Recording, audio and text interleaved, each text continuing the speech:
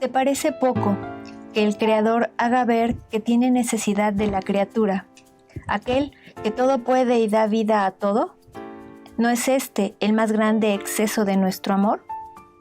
Volumen 35, lectura 18, de noviembre 29 de 1937.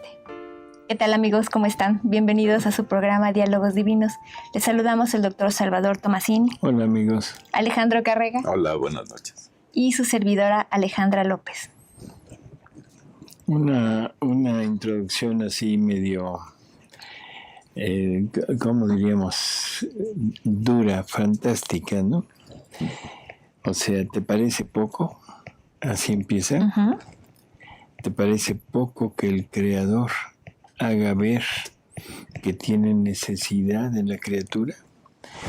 Esto es una frase que puede parecer ilógica, que puede parecer como una mentira, una forma de decir, porque tenemos la ferviente idea de que Dios no tiene necesidad de nada, ¿no?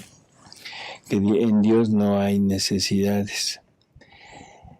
Yo pienso que es conveniente nada más poner una pequeña aclaración antes de empezar ya con el programa en sí, que es dirigido a esto que acaba de decir, o sea, a esta necesidad que Jesús expresa que tiene de la criatura, y vamos a tratar de investigar qué es esa necesidad. Pero yo sí quisiera empezar con esto. El Catecismo de la Iglesia Católica, en uno de los artículos que tiene, creo que es el 460, creo, no lo crean así, pero dice que toda la creación, o sea, Dios la lleva a cabo no por una necesidad cualquiera. No sé si recuerden. Sí.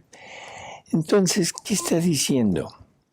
No es por una necesidad cualquiera, por lo tanto es una necesidad específica. Dios tiene necesidades. Hay dos tipos de necesidades. Una necesidad que es la necesidad de carencia, o sea, cuando la criatura o el ser tiene necesidad de algo, pero tiene que recurrir a otro para solucionar su carencia, su necesidad. Ese tipo de necesidad Dios no tiene. Pero hay otra que es de naturaleza. Dios es amor. Y el amor, o sea, la única función del amor es amar. Entonces, Dios tiene ese movimiento de amar, pero, y ahora la pregunta, ¿amar a quién? ¿Amar a quién? Por lo tanto, ahora se presenta una necesidad de Dios, de un ser que no sea Él, para poder amar, ¿sí? Y en esa necesidad, ahí es donde Dios tiene ese punto, pero Dios mismo se la satisface. O sea, no tiene que recurrir a otro. ¿Cómo se la satisface? Con la encarnación del Verbo. O sea, en el momento en el que el Verbo toma carne, en el que se vuelve carne, en ese momento aquel nuevo ser va a tener que estar fuera de la dintra de Dios, fuera de la familia trinitaria, y ahora en ese ser Dios va a poder amar con plenitud porque tiene la naturaleza divina y entonces tiene la capacidad de recibir el amor de Dios y sobre todo tiene la capacidad de corresponder en la misma medida, o sea, con amor divino. Entonces, es una necesidad que Dios se satisface a sí mismo. Por lo tanto, no tiene nada de extraño al hablar de esa necesidad, o sea, al ser Él el que se la satisface. Y luego, ahí, una vez satisfecha, es tanta la grandeza, la gloria, todo lo que recibe, que ahora quiere más de eso, quiere más criaturas como esta humanidad de su propio verbo. Y ahí entramos nosotros. O sea, nosotros entramos para poder suplir esa necesidad que tiene o deseo que tiene de multiplicar esa vida. Pero nos debe hacer a su imagen y semejanza. Por lo tanto, nos tiene que dotar de la libertad. Y la libertad es ese don maravilloso de nuestra voluntad en que podemos decirle sí quiero esto, o podemos rechazarlo y decirle, ¿sabes qué? No quiero nada de lo que me estás ofreciendo, yo quiero llevar a cabo mi vida totalmente independiente. Así que esta voluntad que Dios nos dio nos permite aceptar el plan de Dios, ser iguales que Él, porque fuimos creados a imagen y semejanza de Dios en su Hijo Jesucristo. Por lo tanto, para poder ser iguales que Él, ¿qué necesito? Tenerlo a Él. Muy bien. Tenerlo a Él, posesionarme de Él, tenerlo en mí, pero no tenerlo como visita, sino tenerlo como vida, tenerlo en forma unida, fundida conmigo, para que podamos desarrollar nuestra vida y nuestras acciones, pero al unísono. Y entonces yo, teniendo la vida de Él en mí como vida, tengo la capacidad de recibir el amor divino. Y aparte tengo la posesión del amor divino, y entonces puedo amar a Dios con el amor de Él mismo. Así que en ese sentido puedo estar repitiendo la vida de Jesús en nosotros. Creo que vale la pena este pequeña preámbulo de lo que vamos a ver. Así que debemos concluir. Somos la creación de Dios apta para resolver el deseo y la necesidad que Él tiene de multiplicar esos seres iguales a Él para poder amar, pero amar en plenitud y en la magnitud que Él quiera, ¿no? Vamos a leer a repasar algunas lecturas. Es del libro 32, lectura 15, de junio 25, 1933. Dice Luisa: mi pobre y pequeña inteligencia la sentía llena por tantos pensamientos respecto a la divina voluntad, y pensaba entre mí: ¿y por qué Jesús tiene tanto interés, insiste, suspira, pide y quiere que se pida que venga a reinar su divina voluntad? Es verdad que para la criatura será la adquisición más grande, tener en su poder un querer inmenso, una potencia que no se agota jamás, un amor que siempre arde, una luz que no se extingue jamás, una santidad que da en lo increíble y siempre crece. Se puede decir que no le queda otra cosa que desear, ni poseer, porque todo lo posee. Pero para Dios, ¿cuál puede ser su ganancia, su gloria, su honor? Ese punto, ¿no? O sea, para nosotros es inmenso lo que estamos recibiendo. O sea, y no tenemos ni palabras para definirlo. Nuestra mente no alcanza todavía a comprender lo que estamos recibiendo cuando Dios se quiere dar como vida nuestra. Pero la pregunta clave es, bueno, ¿y por qué tanta insistencia de que se lleve a cabo si realmente Él es total y absolutamente autosuficiente, vamos a decirlo de esa manera, que es como nos lo han expresado, que Dios no tiene necesidad de nada, que Dios es totalmente completo en Él. Así que como que empieza a haber una cierta, ¿cómo diríamos? Un contraste, ¿no? Entre lo que conocemos y entre lo que nos están diciendo. Así que bueno, ¿cuál será esa ganancia? ¿Por qué quiere Dios llegar a eso? Es que también estamos tan acostumbrados a vernos tan imperfectos, pequeñitos y todo eso que decimos, bueno, ¿y por qué me volteó a ver Dios? Y no es que nos haya volteado a ver, es que para eso fuimos creados. Así es. Y no para ser esos imperfectos, pequeñitos que somos, que así no servimos para nada. Así es. Tocaste un punto muy, muy, muy importante, ¿no? ¿Por qué nos vemos pequeñitos? ¿Por qué nos vemos pequeñitos? Porque estamos caídos. Y no sabemos para qué nos crearon. Así es. Pero sobre todo es eso, ¿no?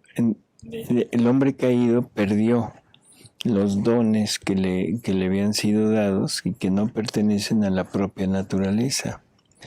Entonces nos vemos como lo que somos, perdón por la palabra, pero somos animales, pero animales racionales, para que no se ofendan, Sí, ¿no? por favor. O sea, animales racionales, pero lógico, un animal racional ante Dios, pues nos vemos infinitamente por debajo, ¿no?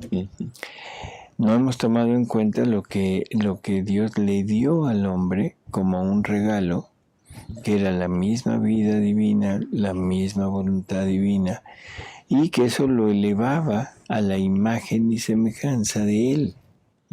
O sea, porque así es como nos dice en el Génesis, ¿no? Cuando Dios decide crear al hombre, dice, hagamos al hombre a nuestra imagen y semejanza. Así que nos hemos fijado en la gran distancia que existe entre el animal racional y Dios, pero no hemos puesto el énfasis en la enorme cercanía que existe entre el hombre divinizado y Dios. Sí. O sea, como que nos atrae más o conocemos mejor la parte negativa que la parte positiva. Y ahora Jesús nos viene a mostrar toda esa parte positiva.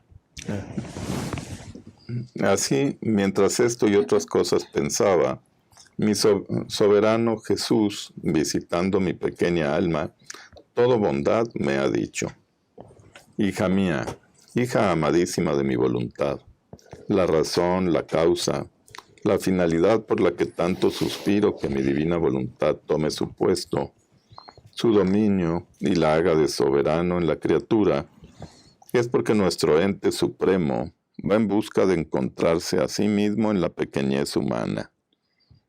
Piensa bien qué significa un Dios que va en busca de sí mismo. ¿Pero dónde? Tal vez en la extensión de los cielos, no.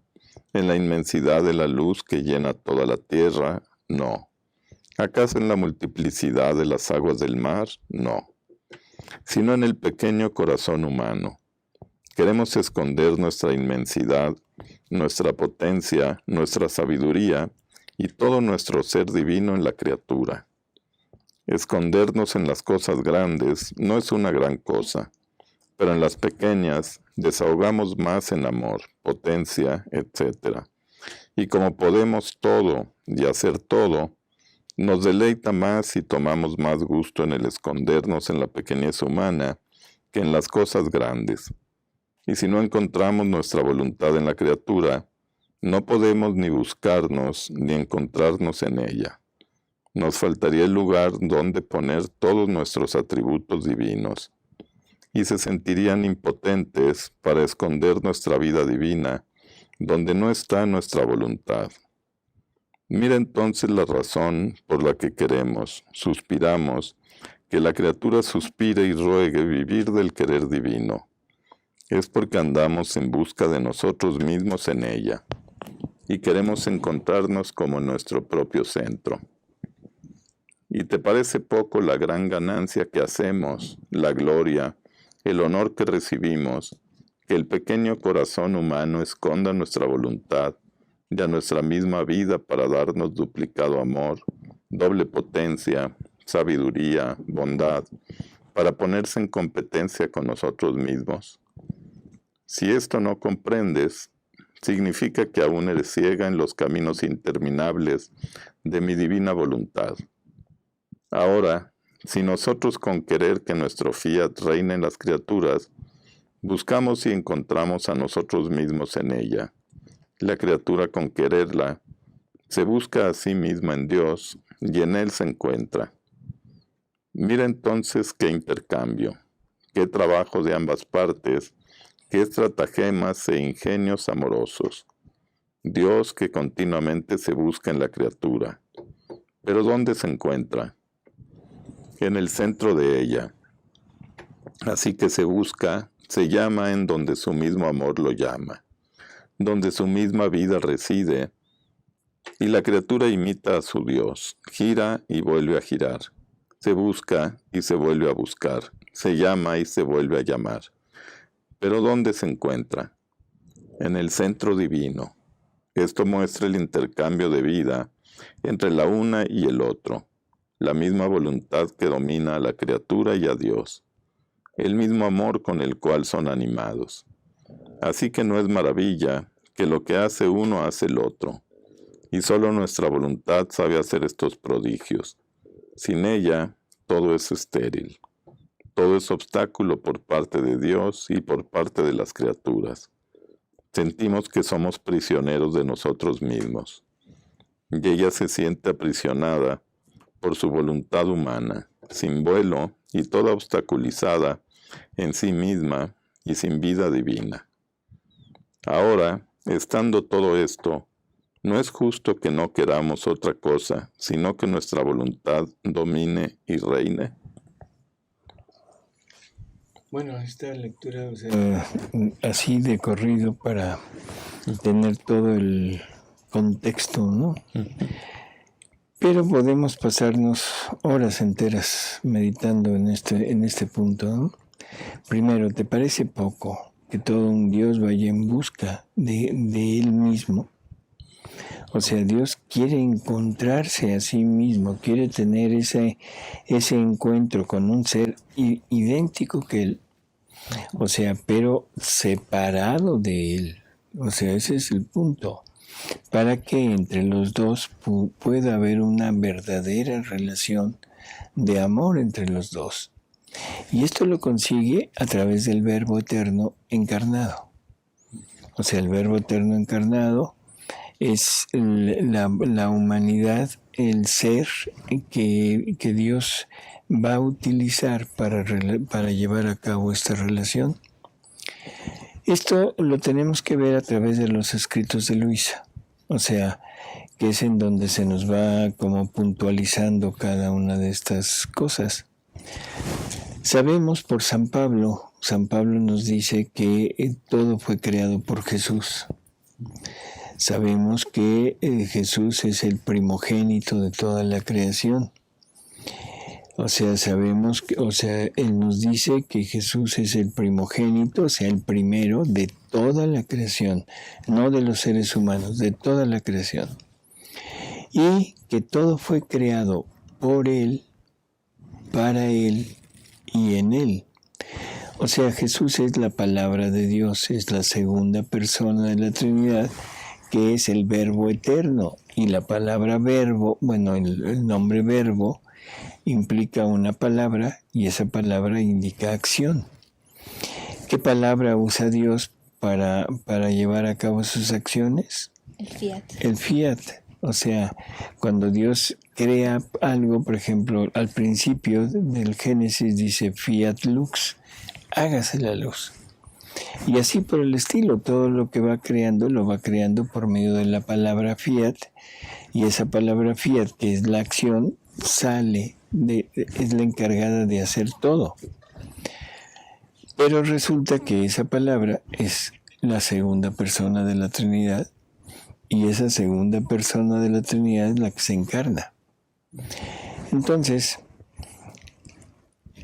Dios tiene un solo acto, y determina cuántas criaturas quiere, cuántas vidas de Él quiere desarrollar, poniendo a este ser, a este verbo encarnado, fundiéndolo con la criatura. Y por lo tanto tiene que sacar del seno de la divinidad vida divina destinada a ponerla en cada uno de nosotros para que pueda llevar a cabo todo el desarrollo de todo lo que Él puede hacer. Y junto con eso tiene que poner el alimento adecuado para que esa vida divina no languidezca, sino que al contrario, que se fortifique y que vaya creciendo y que pueda llegar a formar vida divina en la criatura. Bueno, ese es el plan. Por lo tanto, ahora, ¿qué es lo que Dios quiere buscar? Se quiere buscar a Él mismo en nosotros, porque ese fue el plan de la creación, para eso fuimos creados. Pero resulta que se busca y no se encuentra. Se busca y encuentra, en el mejor de los casos, se encuentra grandes santidades, pero santidades humanas, santidades llevadas a cabo a través de virtudes. Pero no se encuentra Él. O sea, Dios en alguno de los santos que tenemos encuentra obras parecidas a las de Él. Encuentra imitación heroica de sus atributos, pero no se encuentra Él. Entonces, cuando a Luisa le dice, hija, ¿te parece poco que todo un Dios vaya en búsqueda de sí mismo? ¿Pero en dónde? Tal vez en las cosas creadas, en las cosas grandes, en el cielo, en el mar. No, en la pequeñez de la criatura. Pequeñez, ¿a qué se referirá con pequeñez? De que estemos vacíos. Bueno, de que estemos vacíos, de que estemos totalmente vacíos de actos humanos, y en la pequeñez de tamaño también, porque si se fijan, dice, es el que si se va buscando en las cosas grandes, no, sino se busca en las cosas pequeñas tanto en lo material como en lo espiritual. Así que bueno, eso es lo que Dios está queriendo. ¿Y qué es lo que sucede? Pues que no nos encuentra. Que no se encuentra. Bueno, no, perdón, sí, no se encuentra en la humanidad. Estuvo ahí, pero lo sacamos. Así es. Quedó el espacio. Quedó la capacidad de poderlo recibir. Los dones que Dios le había dado al hombre, que los pierde por la desobediencia, no se perdieron, o sea, no quedan anulados. Queda todavía porque el primer hombre, Adán, realizó actos en la divina voluntad, y esos actos ya le pertenecen a Adán. Por lo tanto, Dios ya no puede quitárselos. Y entonces ahora la humanidad en Adán adquiere la posibilidad de volver a obtener ese reino, porque estos actos le están haciendo fuerza a Dios para reintegrar al hombre a su punto original. Y aparte llevar a cabo la finalidad que él tiene, ¿no? Entonces, bueno, es una lectura, vuelvo a decir, muy, muy interesante. Sí me gustaría repetir algunos renglones de ella. Sí. Si quieres así nada más rápido, escoge algunos. No, sino en el pequeño corazón humano queremos esconder nuestra inmensidad, nuestra potencia, nuestra sabiduría y todo nuestro ser divino en la criatura. O sea, todo lo que Él es. Y esto es magisterio de la Iglesia, o sea, en el catecismo está expresado que Dios nos quiere participar su naturaleza su ser, su divinidad, su vida divina, sus atributos, sus obras. Eso es lo que está diciendo. O sea, esto no es disparatado. Esto es simplemente una confirmación o una reafirmación de lo que el magisterio de la Iglesia nos está expresando. ¿Sí? ¿Qué más? Dice, escondernos en las cosas grandes no es una gran cosa. Así es. Pero en las pequeñas desahogamos más en amor, potencia, etc. Y como podemos todo y hacer todo, nos deleita más y tomamos más gusto en el escondernos en la pequeñez humana que en las cosas grandes. Podemos hacer todo, ¿sí? ¿Qué es eso? ¿De qué habla? Porque la criatura ya se vació de ella misma, entonces él ya puede obrar todo él en la criatura pequeña que está vacía de actos humanos, de voluntad humana. Sí, pero algo importante. Nosotros fuimos creados con todo lo necesario para que la divinidad lleve a cabo sus acciones a través de nosotros. Por eso es que la humanidad de Jesús es el modelo perfecto, porque es la divinidad no limitándose, sino poniendo en aquella humanidad, poniendo todo lo necesario para que la divinidad pueda seguir obrando. O sea, la divinidad es paso sin pie, ahora quiere un pie para llevar a cabo ese paso en la materia. Es palabra sin boca, pero ahora quiere una boca y la crea en nosotros. Y así por el estilo, cada cosa él es latido, pero no tiene un corazón. Crea su propio corazón en la criatura, para latir en la criatura. O sea, somos el instrumento perfecto para que la divinidad, la vida divina, desarrolle todo lo suyo en nosotros. Así que encontrarse en las cosas grandes no sería nada decoroso para Dios. Si Dios se encontrara en el cielo, o sea, en la inmensidad del infinito, pues, perdón, será muy grande, será todo lo que sea, pero no tiene una razón, no tiene una boca, no tiene ojos, no tiene oídos, no tiene piernas, no tiene brazos, donde Dios puede llevar a cabo sus acciones, sus pasos, sus latidos, sus respiros, sus pensamientos, sus palabras, todo. Entonces, quiere encontrarse en la pequeñez, pero esa pequeñez apta para darle vida a todo lo que Él es. ¿Sí? Dice, ¿y te parece poco la gran ganancia que hacemos, la gloria, el honor que recibimos, que el pequeño corazón humano esconda nuestra voluntad y a nuestra misma vida para darnos duplicado amor, doble potencia, sabiduría, bondad, para ponerse en competencia con nosotros mismos? Imagínate lo que está diciendo. O sea, nada más la última frasecita, en competencia con Él. O sea, alguien compite cuando realmente las fuerzas son más o menos parejas, ¿no? Uh-huh. Hasta en los deportes humanos, o sea, siempre se escogen personas que estén más o menos iguales. Competir con Dios, ¿qué quiere decir? Es una competencia de abrazos, saber quién abraza más al otro. De abrazos y de amor. Muy desigual. Pero por eso mismo no es desigual. O sea, deberíamos de entender que no somos desiguales, porque en la creación nuestra era a la par de Él.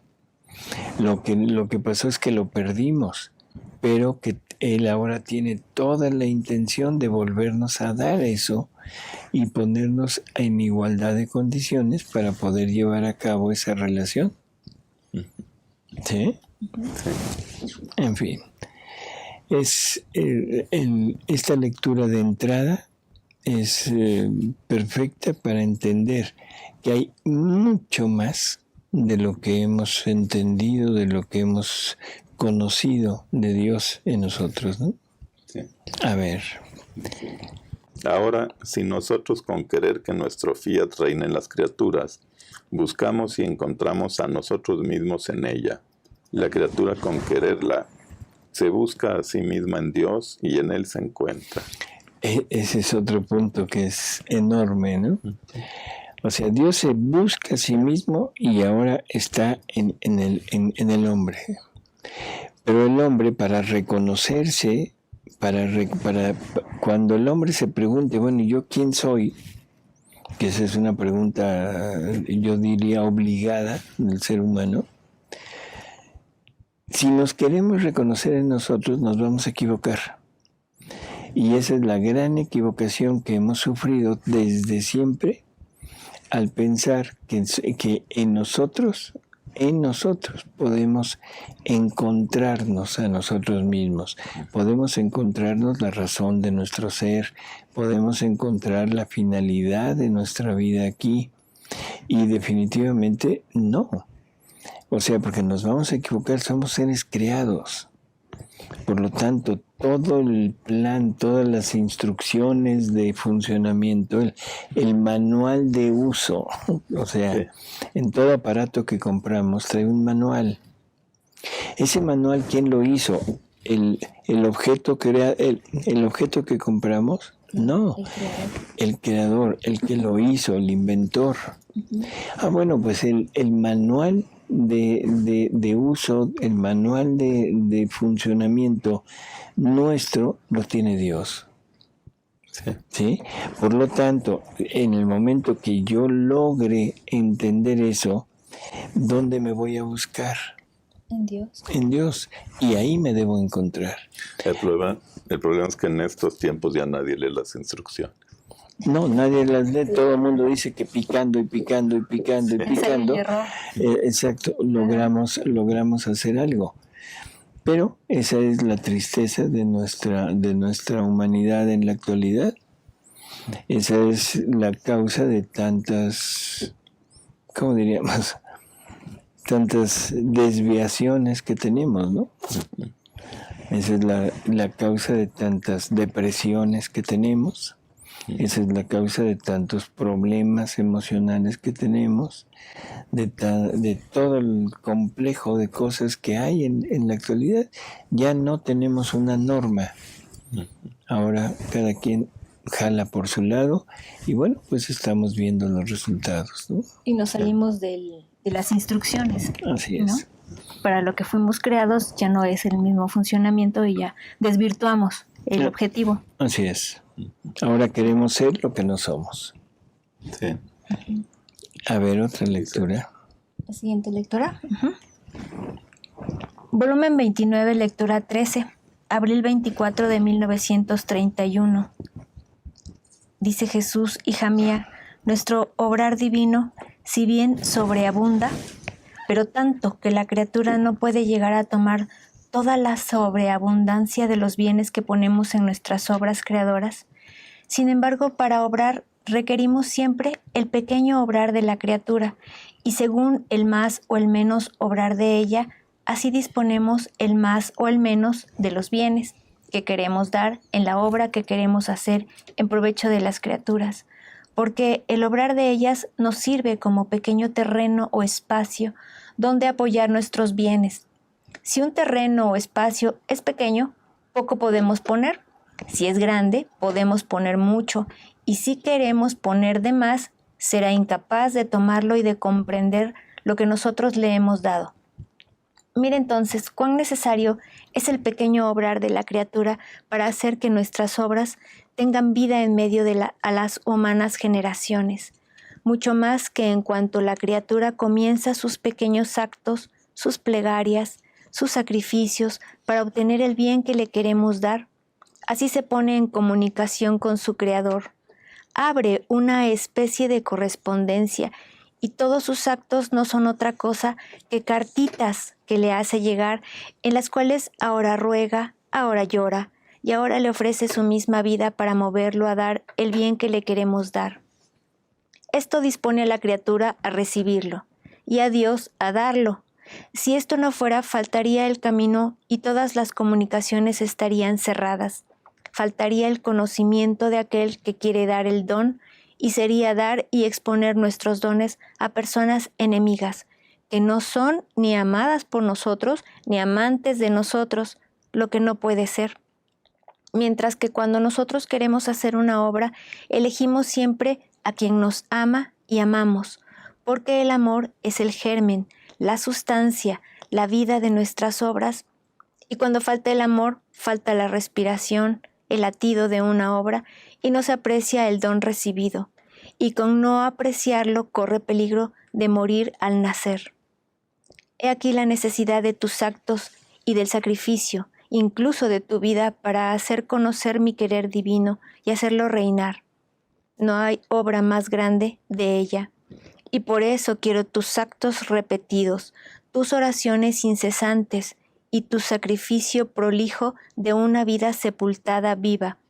No es otra cosa que el terreno amplio donde apoyar tanto bien. Cada acto tuyo es una cartita que nos mandas, y nosotros leyéndola decimos: ¡ah, sí! Hay quien quiere nuestro querer sobre la tierra y quien nos quiere dar su misma vida para hacerlo reinar. Con esto disponemos las cosas, las gracias, los eventos, para llenar tu pequeño terreno, y esperamos que lo agrandes de más para apoyar el gran don del reino de nuestra voluntad.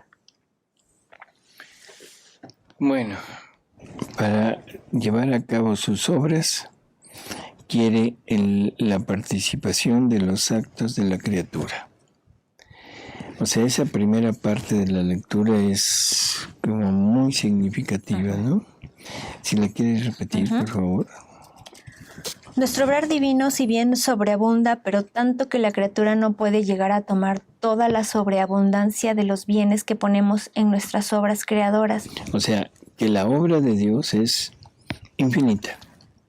Y nosotros, como seres finitos, porque al fin y al cabo somos seres finitos, no tenemos la capacidad de poder tomarlo todo, ¿sí? No hay esa posibilidad. Sin embargo, para obrar, requerimos siempre el pequeño obrar de la criatura. Ese es el punto. O sea, para obrar y poner toda esta magnitud, requerimos. ¿Qué quiere decir requerir? Necesitar. Necesitar el pequeño obrar de la criatura.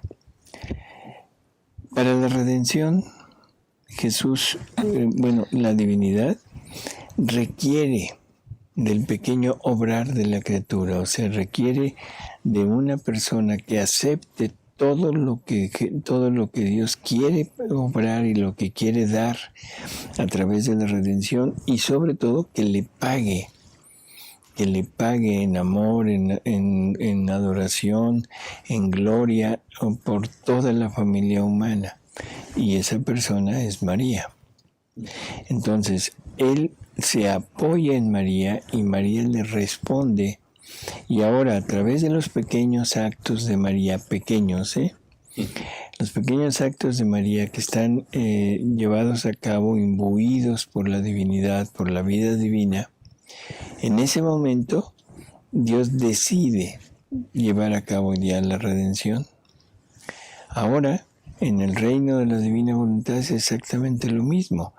Los bienes son inimaginables, son infinitos. Todo lo que contiene el reino de la divina voluntad es infinito.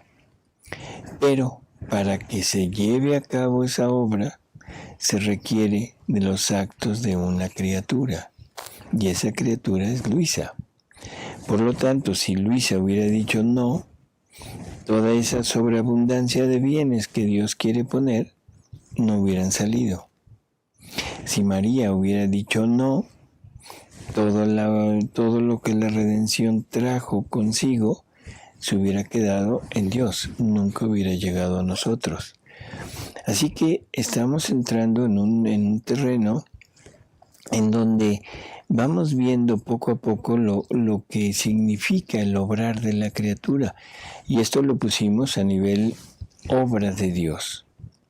Pero ahora vamos a ver a nivel personal. Por medio de la creación se nos dio todo lo que nosotros deberíamos de tener. Por medio de la redención, Jesús nos restituye la posibilidad de poder estar con Él, de poder fundirnos con Él, de poseer la gracia y de llegar a ser santos y llegar al cielo como santos. ¿Y quién lo pone en práctica? Sí. Nadie. O sea, lo de menos sería que si Dios quisiera, hubiera puesto todo su obrar y hubiera dicho, aquí está, lo tienen que tomar. Se los pongo. No es así, no funcionan las cosas así. O sea que nosotros mismos estamos sufriendo este fenómeno en una forma más limitada que en María y en Luisa, porque no es cabeza de misión, sino ya es una misión personal, donde yo voy decidiendo qué tomo y qué no tomo. Yo soy el que le va dando vida a la creación en mí, yo soy el que le va dando vida a la redención en mí, y yo seré el que le dé vida a la santificación en mí. Tenemos que completar en nosotros lo que le faltó a la pasión de Jesús. San Pablo, si yo no lo pongo, entonces toda la magnitud de las obras de Jesús en la redención son inútiles. Me voy a condenar. ¿Sí? Entonces, ¿qué estamos viendo? Por un lado, en la lectura anterior, Dios se busca a sí mismo en la criatura y no se encuentra. Quiere encontrarse. ¿Por qué? Porque quiere manifestarse. Segunda lectura, requiere de los actos de la criatura, pero la criatura a veces se los da y a veces no. Entonces, todas las obras de Dios dependen de los pequeños actos de las criaturas. ¿Otra lectura? Uh-huh. Esta es la 3426 de marzo 14, 1937. En el párrafo 4 dice Jesús: mi voluntad está como una tierna madre, que siente en sí la gran generación de sus vidas que quiere sacar a la luz para formarse la larga generación de sus hijos, que deben formar su reino, y por eso va buscando quien le preste sus actos. Pero ¿sabes por qué va buscando los actos de la criatura? Debiendo ella descender en lo bajo de los actos humanos para formar su vida, quiere hacerse camino por medio de ellos para dar su misma vida a las criaturas. Mucho más que la vida no se puede formar fuera de las personas, sino siempre dentro. Ahí párate, porque eso también es fundamental. La vida divina no se puede formar fuera de una persona. La vida divina trinitaria se tuvo que formar forzosamente en personas divinas. El Padre, el Hijo y el Espíritu Santo son tres personas distintas. No son energía, no es energía. El Espíritu Santo no es una fuerza, es persona divina. Porque la vida divina no se desarrolla más que en una persona. Ahora, esta vida divina que se quiere poner en el adextra de Dios, forzosamente requiere de una vida donde desarrollarse. Y esa vida, la primera fue la humanidad del Verbo Eterno. Pero las demás que quiere tener, se tienen que formar forzosamente en personas, o sea, en nosotros. ¿La segunda sería la Virgen? La segunda sería la Virgen, la tercera sería Luisa, ¿sí? Pero en forma general ahora quiere, para formarse la vida divina, no para hacer actos divinos, sino para que la criatura llegue realmente a convertirse, a afianzar la naturaleza divina como propia, y ahí es en nosotros, ¿sí? Uh-huh. Esto necesitamos así puntualizarlo muy bien. Yo creo que las palabras de su santidad Benedicto XVI son fundamentales aquí. La criatura, cuando adopte la voluntad divina como propia, En ese momento llegará a su punto culminante y se hará divino. O sea, el hombre está destinado, el hombre me refiero a ser humano, ¿sí? Hombre y mujer. El hombre llegará a su plenitud cuando adopte la voluntad de Dios como voluntad propia, y en ese momento el hombre se hará divino. Y en ese momento podremos compartir las obras de Dios. Él ahora podrá desarrollar sus obras a través de nosotros. Ya no obras con carácter universal, como cabeza de misión, ya sea la creación o la santificación, pero de todas maneras será una vida divina con todos los efectos que ella contiene. ¿Sí? Otro punto más, donde vamos viendo, bueno, más bien dicho, Jesús nos va instruyendo de esta necesidad que tiene de poder actuar y de poder tener a una criatura y los actos de esa criatura. Dice, sino siempre dentro. De otra manera, le faltarían las cosas necesarias, los humores vitales para formar una vida. Así mi voluntad no puede formar desde el cielo, ni fuera de la criatura su vida, sino que debe descender dentro de ellas. Ni fuera de la criatura, ¿eh? O sea, otra vez ese... Y la voluntad humana debe ceder el puesto a la divina, debe ser concurrente, porque cosas forzadas no queremos. Y cuando la hemos encontrado, ¿quién puede decirte lo que hacemos, las gracias que derramamos, el bien que le queremos? No se trata de obras, sino vida nuestra que debemos crecer. Así que no se trata de obras. No se trata de que Dios forme obras en nosotros. Esto es una distinción tajante entre santidad humana y santidad divina.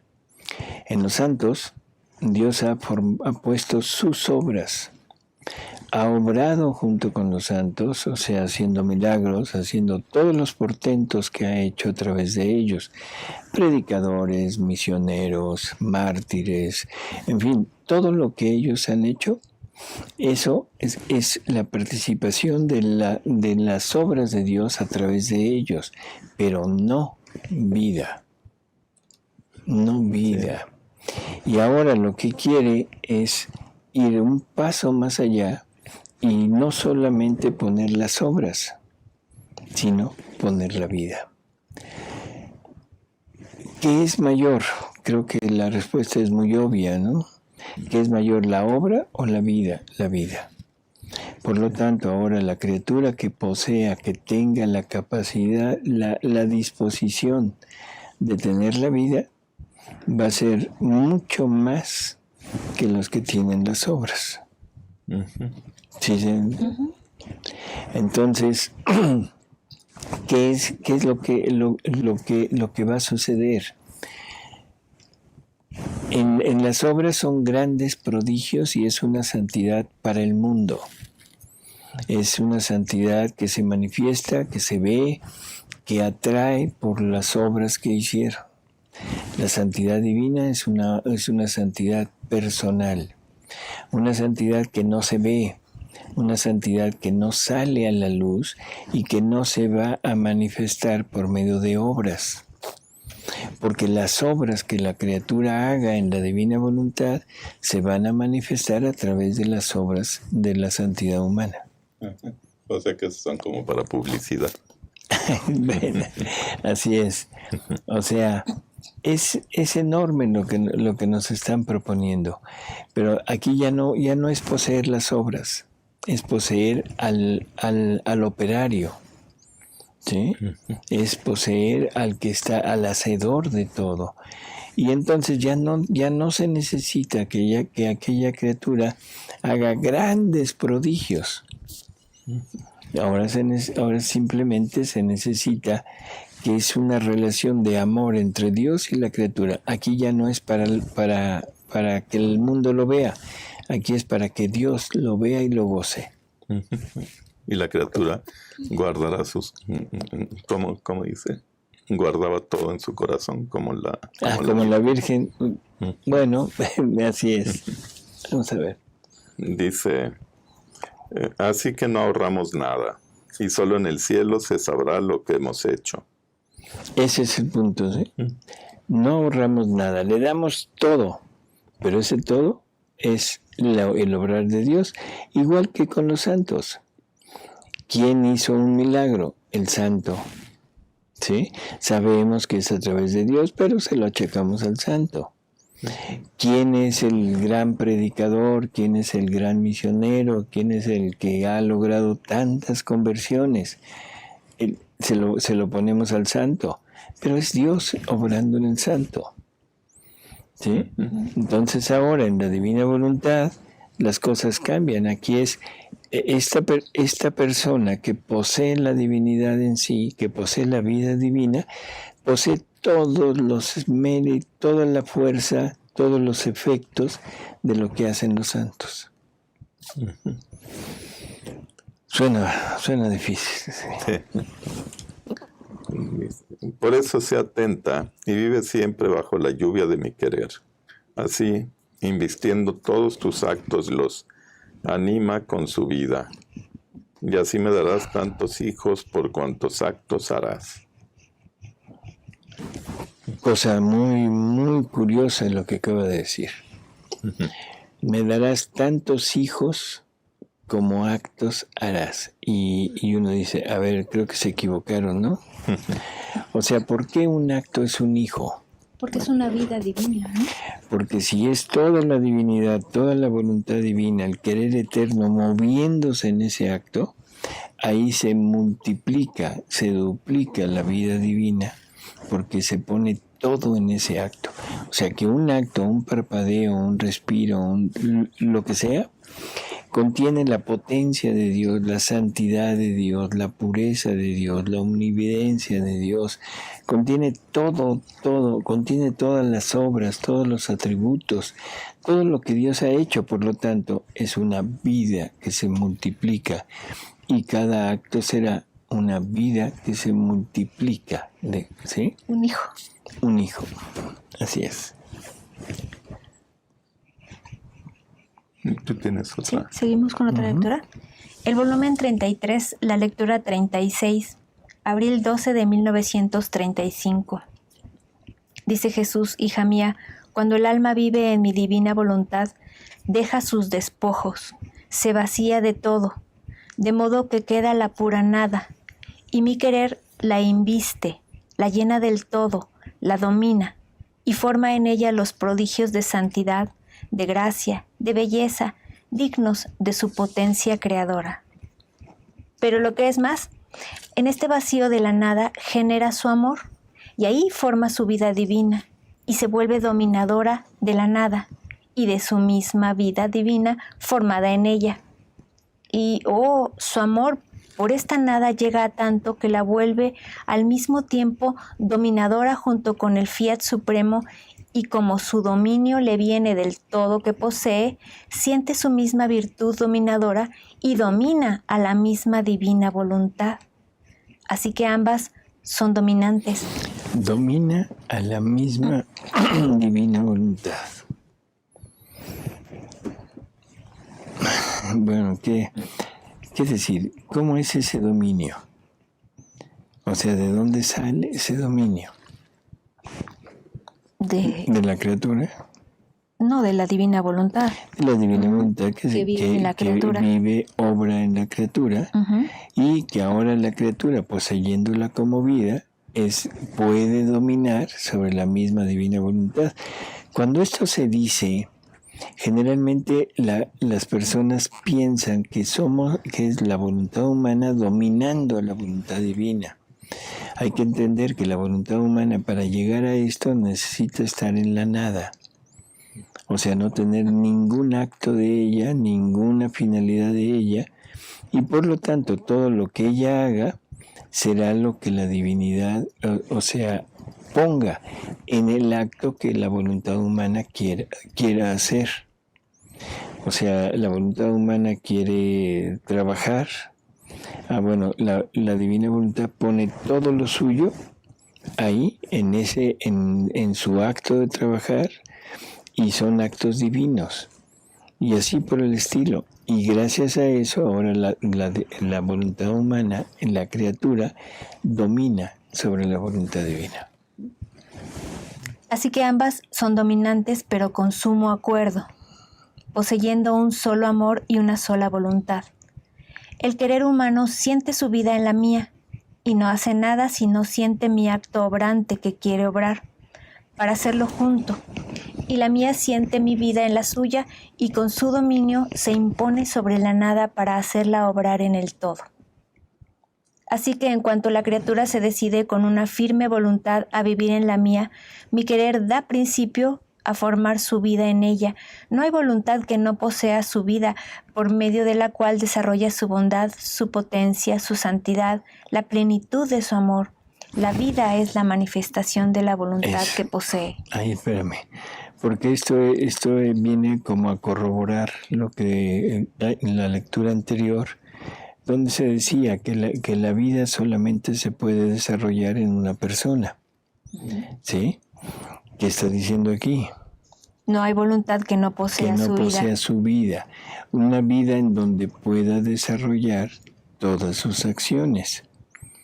Esto es curiosísimo, y pues el tiempo se nos está terminando, pero yo sí quisiera dar un ejemplo de esto, que es al contrario, porque es en el malo, en el demonio, pero es quizá para que quede más claro. El endemoniado de Gerasa. El endemoniado de Gerasa es un pasaje muy curioso, porque el demonio reconoce a Jesús. Sabemos quién eres, ¿sí? Y luego una pregunta o una aseveración muy rara. ¿Acaso vienes a atormentarnos antes de tiempo? Entonces, lógico, la pregunta sería, bueno, ¿que no está en el infierno? ¿No está condenado? Por lo tanto, está siendo atormentado. ¿Sí? Los tormentos del demonio, esos, algún día quizá hagamos un programa de eso, que son muy, muy interesantes, pero está siendo atormentado. Entonces, ¿por qué le dice eso? ¿Por qué le dice, acaso vienes a atormentarnos antes de tiempo? ¿Acaso quieres sacarme de este individuo a través del cual yo puedo seguir obrando? Porque es una voluntad demoníaca, no hay problema, pero es una voluntad que requiere de una vida donde poder actuar. Requiere de una vida donde pueda ver, donde pueda hablar, donde pueda llevar a cabo obras, dañar, en fin. Entonces, el punto es, necesita el espíritu demoníaco de una vida donde poder desarrollar sus acciones, lo mismo que Dios.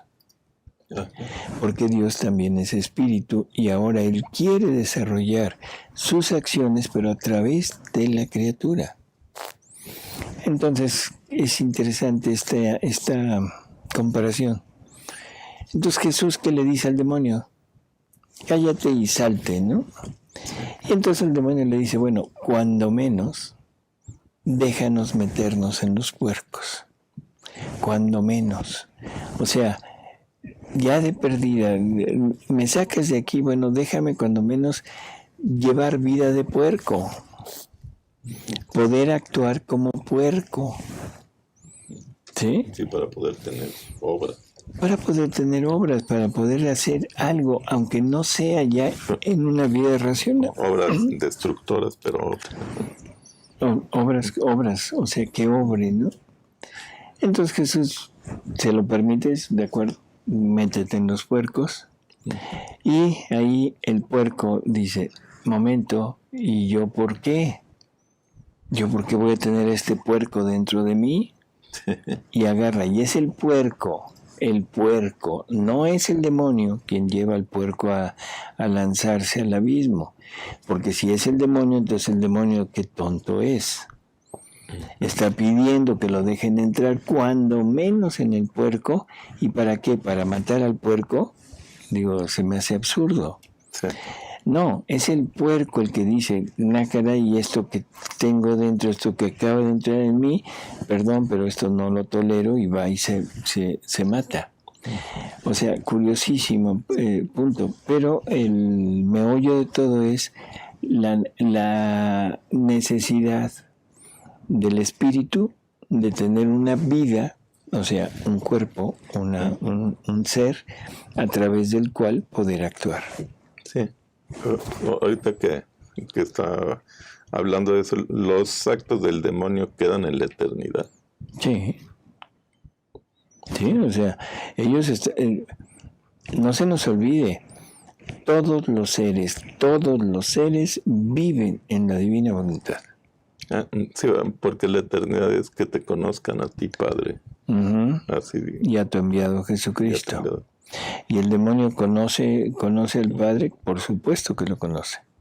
¿Conoce al enviado Jesucristo? Por supuesto que lo conoce. Sabemos quién eres. Sí. ¿Sí? Y sabemos que tienes poder sobre nosotros, que acaso vienes a atormentarnos antes de tiempo. Saben que lo puede todo, cuando menos déjanos entrar en los puercos. Pero entonces ahí, pero bueno, ya me estoy yendo a otro tema. No, porque digo, entonces ahí cuando quede ya encerrado en el infierno, va a poder salir a pasearse en los puercos, ¿o? ¿En cuáles puercos? Porque como quedan en la eternidad los actos. No, en los actos quedan en la eternidad, actos. Los seres, los únicos seres que van a permanecer eternos son los seres racionales, o sea, el ser humano. ¿Sí? Todo lo demás no es más que figura de los atributos de Dios. A nosotros nos gusta, no sé, la naturaleza. Lo que me está gustando es un reflejo de lo que es Dios. ¿Sí? O sea, entonces, ya una vez llegando al cielo, vamos a disfrutar ya no de la figura o del reflejo, sino vamos a disfrutar de la realidad que es Dios. No voy a necesitar algo que me lo ponga como una imagen o como un modelo para decir, mira, algo así es Dios. ¿Sí? Sí. Así que, pues amigos, es un programa muy, ¿cómo diríamos? Difícil de poder completar o de poder terminar, porque tendríamos que leer todos los libros de Luisa. Sí. O sea, para ver esta forma de actuar de Jesús, esta forma de actuar de la divina voluntad que quiere ahora venir a formar vida en nosotros para desarrollar todas sus acciones. Lo que nos interesaba y lo que queríamos poner aquí es esta característica de Dios. Él requiere de la vida de una criatura para poder llevar a cabo sus acciones y poder encontrarse a sí mismo y poder tener esa relación de amor que él tanto ha anhelado durante toda la eternidad. Lógico, en el momento que él tenga esto, él se va a sentir inmensamente feliz, porque está realizando su plan. Y ahí viene otro punto que también es muy discutible. Dios le agradecerá al hombre el haber aceptado su plan y haberse sacrificado para que Dios pueda llevar a cabo lo que él quería. Vamos a verlo esto en el próximo programa, ¿no? Bueno, Alejandra, gracias Alejandro. Gracias, doctor. Gracias, Ale. Y pues nos vemos en el próximo programa y a seguir leyendo. Y muchas gracias por sus saludos y comentarios. Si quedaron preguntas para el miércoles, se contestan. Hasta luego, amigos. Gracias. Hasta luego, gracias.